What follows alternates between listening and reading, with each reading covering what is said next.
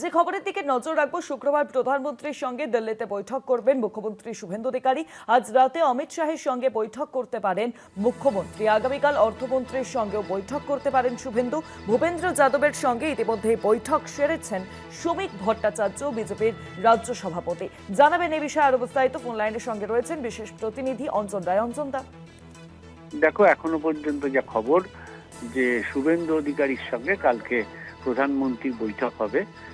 রাজ্যের নতুন মুখ্যমন্ত্রীর এই প্রথম দিল্লি সফর, এবং এই দিল্লি সফরে প্রধানমন্ত্রীর সঙ্গে বৈঠক করবে। আমাদের কাছে যা খবর, কেন্দ্রীয় অর্থমন্ত্রীর সঙ্গেও বৈঠক হতে পারে।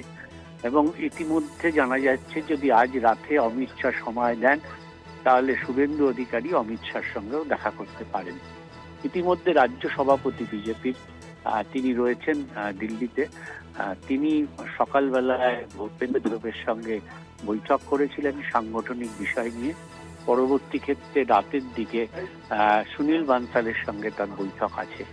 কালকের প্রধানমন্ত্রী বা অর্থমন্ত্রীর সঙ্গে বৈঠকে তিনি থাকবেন কিনা এ বিষয়ে এখনো পর্যন্ত বিজেপি সূত্রে কিছু জানা যায়নি।